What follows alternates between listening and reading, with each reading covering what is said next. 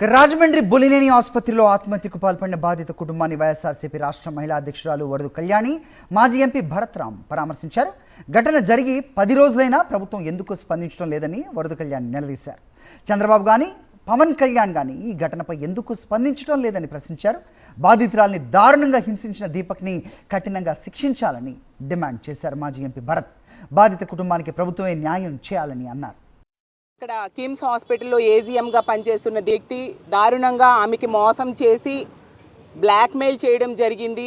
ఆడపిల్లలకి రక్షణ లేదు, ఇవన్నీ కూడా ఆవిడ ఆ లేఖలో ప్రస్తావించడం జరిగింది. ఎంత దారుణం! ఆమె బాధ ఆ లేఖలో ప్రతి అక్షరంలో కూడా కనిపిస్తూ ఉంది. అంత దారుణంగా వేధించి ఈరోజు ఆమె ఈ ఆత్మహత్యాయత్నం చేసుకోవడానికి కారకుడయ్యాడు ఆ దీపక్ అనే వ్యక్తి.